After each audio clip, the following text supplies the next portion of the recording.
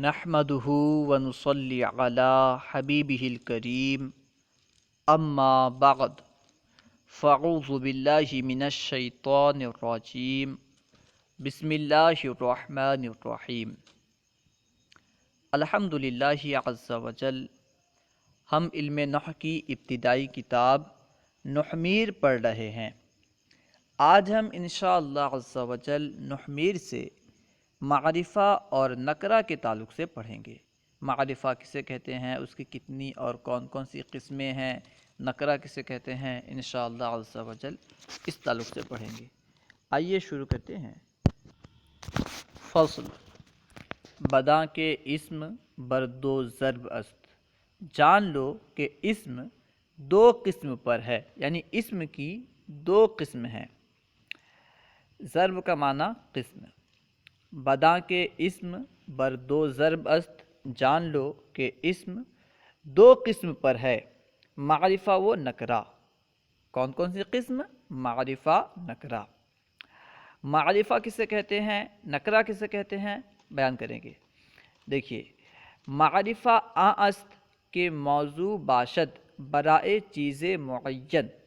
معرفہ وہ ہے جو کسی معین چیز کے لیے وضع کیا گیا ہو۔ جس اسم کو کسی معین چیز کے لیے وضع کیا گیا ہو اسے معرفہ کہتے ہیں۔ بداں کے اسم بر دو ضرب است، معرفہ و نکرہ۔ جان لو اسم دو قسم پر ہے، معرفہ و نکرہ۔ معرفہ آن است کے موضوع باشد برائے چیز معین۔ معرفہ وہ ہے جو کہ کسی معین چیز کے لیے وضع کیا گیا ہو۔ و آن بر ہفت نوع است، اور وہ 7 قسموں پر ہے، یعنی معرفہ کی 7 قسمیں ہیں۔ و آن بر ہفت نوع است، اور وہ 7 قسموں پر ہے، یعنی معرفہ کی 7 اقسام ہیں۔ اول مضمرات۔ معرفہ کی پہلی قسم ہے مضمرات، جسے ضمیریں بھی کہتے ہیں، ٹھیک ہے۔ مضمر کی جمع ہے مضمرات، اور ضمیر کی جمع ہے ضمیریں، اردو میں کہتے ہیں ضمیریں۔ تو مضمر اور ضمیر دونوں سے مراد ایک ہی چیز ہے، ٹھیک ہے۔ کہیں ضمیر لکھا ہو، کہیں مضمر لکھا ہو، تو دونوں سے مراد الگ الگ نہیں ہے۔ مضمر سے مراد جو ہے، ضمیر سے مراد وہی ہے، جیسے ہوا، ہما، ہم وغیرہ، ٹھیک ہے۔ دوم اعلام۔ معرفہ کی دوسری قسم اعلام ہے۔ اعلام سے مراد کسی چیز، کسی شخص یا کسی شہر کا جو خاص نام ہوتا ہے اسے علم کہتے ہیں، اور علم کی جمع ہے اعلام۔ دوم اعلام۔ معرفہ کی دوسری قسم ہے اعلام، چوں زید و عمر۔ دیکھیے، لفظ زید ایک خاص آدمی کا نام ہے تو یہ اس کا علم ہوا۔ اسی طرح عمر بھی ایک خاص آدمی کا نام ہے تو یہ اس کا علم ہوا۔ اسی طرح لفظ کوفہ ایک خاص شہر کا نام ہے تو یہ بھی اس کا علم ہے، ٹھیک ہے۔ سوم اسماء اشارات، یعنی وہ اسماء جن کے ذریعے سے کسی مبصر چیز کی طرف اشارہ کیا جائے اسے اسم اشارہ کہتے، اور اسم اشارہ کی جمع ہے اسماء اشارات۔ اسماء اشارات بھی معرفہ ہیں، جیسے ذا، ذانی، ذینی، تا، تانی، تینی وغیرہ، ٹھیک ہے۔ چہارم معرفہ کی چوتھی قسم ہے اسماء موصولہ۔ اسم موصول کی جمع ہے اسماء موصولہ۔ الذی، اللذان، الذین وغیرہ یہ بھی معرفہ ہیں۔ تو معرفہ کی چوتھی قسم ہے اسماء موصولہ۔ و این دو قسم را مبہمات گویند، اور ان دونوں قسموں کو مبہم کہتے ہیں، مبہمات کہتے ہیں۔ کس کس کو؟ یعنی اسماء اشارات اور اسماء موصولہ، ان دونوں کو مبہمات کہتے ہیں۔ مبہم جس میں ابہام ہو، مبہمات، لفظ مبہمات جو ہے یہ مبہمتن کی جمع نہیں ہے بلکہ مبہمن کی جمع ہے، ٹھیک ہے۔ کیونکہ مبہم جو ہے یہ اسم کی صفت بنتی ہے، ٹھیک ہے۔ اسمن مبہمن کہتے ہیں، اسمن مبہمتن نہیں کہتے۔ تو مبہمات جو ہے یہ مبہمن کی جمع ہے۔ خیر، یہ دونوں جو ہیں اسماء اشارات اور اسماء موصولہ، یہ مبہمات کہلاتے ہیں۔ کیوں؟ کیونکہ ان میں ابہام ہوتا ہے، ان میں پوشیدگی ہوتی ہے، اس لیے یہ مبہمات کہلاتے ہیں۔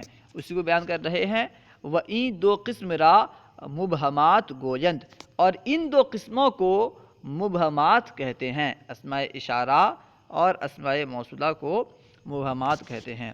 پنجم، معرفہ کی پانچویں قسم ہے معرفہ بندا، یعنی جو ندا کی وجہ سے معرفہ ہو، جس کے شروع میں حرف ندا ہو، چوں یا رجلو، جیسے یا رجلو، یا رجلو ندا کی وجہ سے معرفہ ہے، ٹھیک ہے، اصل میں رجلن تھا، یا کی وجہ سے رجلو معرفہ ہوا، تو یہ معرفہ بندا ہے، یہ بھی معرفہ ہے، یعنی ندا کی وجہ سے یہ معرفہ ہوا ہے۔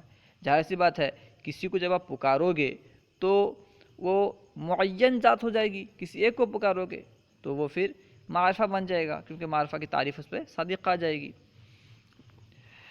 ششم، معرفہ کی چھٹی قسم ہے معرفہ بالف لام، یعنی جو الف لام کے ذریعے معرفہ ہوا ہو۔ اب جانتے ہیں کہ الف لام کی وجہ سے اسما جو ہیں معرفہ بن جاتے ہیں، الف لام کو اسی وجہ سے حرف تعریف بھی کہتے ہیں۔ ششم، معرفہ بالف لام، یعنی جو الف لام کی وجہ سے، الف لام کے ذریعے معرفہ ہوا ہو، جیسے الرجل، الرجل معرفہ ہے، کیوں؟ کیونکہ اس پر الف لام داخل ہے۔ ہفتم، معرفہ کی ساتویں اور آخری قسم ہے مضاف بإ از ایہاں، یعنی ان میں سے کسی ایک کی طرف مضاف، معرفہ کی جو اقسام شمار کی گئیں ان میں سے کسی ایک کی طرف جو اسم مضاف ہو وہ بھی معرفہ ہوتا ہے۔ چوں غلامہ، دیکھیے غلامہ میں لفظ غلام، ہا ضمیر کی طرف مضاف ہے، اور ہا جو کہ ضمیر ہے وہ معرفہ کی ایک قسم ہے، کیونکہ آپ پڑھ چکے ہیں معرفہ کی ایک قسم مضمرات، ٹھیک ہے، تو لفظ غلام کیونکہ ضمیر کی طرف مضاف ہے اس لیے لفظ غلام بھی معرفہ ہو گیا۔ وغلام زیدن، اس مثال میں لفظ غلام زید کی طرف مضاف ہے، یعنی علم کی طرف مضاف ہے، لفظ زید جو ہے علم ہے اور علم معرفہ کی ایک قسم ہے، تو اس مثال میں غلام زیدن میں غلام بھی معرفہ ہوا، کیوں؟ کیونکہ یہ علم کی طرف مضاف ہے، علم کی طرف مضاف ہونے کی وجہ سے غلام معرفہ ہوا۔ غلام ھذا، اس مثال میں لفظ غلام ھذا کی طرف مضاف ہے، اور ھذا یہ اس میں اشارہ ہے جو کہ معرفہ کی ایک قسم ہے، تو غلام بھی معرفہ۔ اس کے بعد ہے وغلام الذی عندی، تو اس مثال میں لفظ غلام الذی کی طرف مضاف ہے، لفظ غلام جو ہے الذی کی طرف مضاف ہے، اور الذی معرفہ کی ایک قسم ہے، یعنی اس میں موصول ہے جو کہ معرفہ ہے، تو غلام الذی عندی، اس مثال میں غلام بھی معرفہ ہو گیا کیونکہ غلام جو ہے یہ الذی کی طرف مضاف ہوا ہے۔ عندی سے پہلے ثبت فعل وغیرہ نکال کر کے الذی کا صلہ بنائیں گے، کیونکہ آپ جانتے ہیں صلہ جو ہے یہ ہمیشہ جملہ ہوتا ہے، اسی وجہ سے عندی یہ جملہ نہیں ہے تو یہ صلہ نہیں بن سکتا، اس سے پہلے ثابتہ فعل نکالیں گے اور عندی کو اس سے متعلق کریں گے، یعنی مفعول بنائیں گے اور پھر یہ صلہ بنے گا۔ وغلام الرجلی، اس مثال میں لفظ غلام معرفہ ہے، کیوں؟ کیونکہ یہ معرفہ بالف لام کی طرف مضاف ہے، یعنی الرجل کی طرف مضاف ہے، اور الرجل معرفہ ہے، کیوں معرفہ ہے؟ کیونکہ الرجل میں الف لام داخل ہے، ٹھیک ہے، تو کیونکہ اس مثال میں غلام الرجلی میں غلام معرفہ بالف لام کی طرف مضاف ہے، اسی وجہ سے یہ بھی معرفہ ہے، ٹھیک ہے، لیکن معرفہ بندا کی طرف کسی اسم کو مضاف نہیں کیا گیا، یعنی جو اسم ندا کی وجہ سے معرفہ ہوتا ہے اس کی طرف کسی اسم کو مضاف نہیں کیا گیا، کیوں؟ کیونکہ جو ندا کی وجہ سے معرفہ ہوتا ہے اس کی طرف کوئی بھی اسم مضاف ہوتا ہی نہیں ہے، یعنی وہ مضاف الیہ بنتا ہی نہیں ہے، ٹھیک ہے۔ اس کے بعد دیکھیں، اب نکرہ کی تعریف بیان کر رہے ہیں، معرفہ کی تعریف اور اقسام بیان کرنے کے بعد نکرہ کسے کہتے ہیں؟ نکرہ سے مراد کیا ہے اسے بیان کر رہے ہیں۔ و نکرہ آ است کہ موضوع باشد برائے چیز غیر معین، اور نکرہ وہ ہے جسے کسی غیر معین چیز کے لیے وضع کیا گیا ہو، جو کسی غیر معین چیز کے لیے موضوع ہو، اسے کہتے ہیں نکرہ۔ مثال دے کر کے وضاحت کر رہے ہیں، جیسے رجل یعنی مرد، تو رجل بولیں گے تو کوئی بھی مرد ہو سکتا ہے، رجل سے کوئی خاص مرد مراد نہیں ہوتا، کوئی بھی مرد ہو سکتا ہے۔ تو لفظ رجل کو غیر معین چیز کے لیے وضع کیا گیا ہے۔ فرسن، فرسن سے مراد کوئی بھی گھوڑا ہو سکتا ہے، کوئی خاص گھوڑا نہیں ہے، تو یہ بھی کیا ہے؟ نکرہ ہے۔ نکرہ کا ترجمہ کبھی کہتے ہیں کوئی، جیسے رجلون ہے، اس کا ترجمہ کبھی کہتے ہیں کوئی مرد، ایک مرد، ٹھیک ہے۔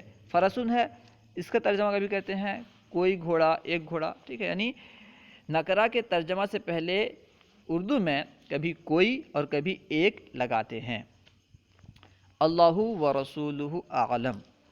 اگر کوئی بات آپ کو سمجھ میں نہ آئی ہو یا درسیات کے متعلق کوئی سوال کرنا چاہتے ہوں تو کمنٹ باکس میں سوال کریں، یا فیضان درس نظامی واٹس ایپ یا ٹیلی گرام گروپ میں ایڈ ہو کر اس میں سوال کریں، انشاءاللہ عز و جل ممکنہ صورت میں جواب دیا جائے گا۔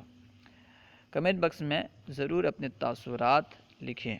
السلام علیکم ورحمۃ اللہ وبرکاتہ۔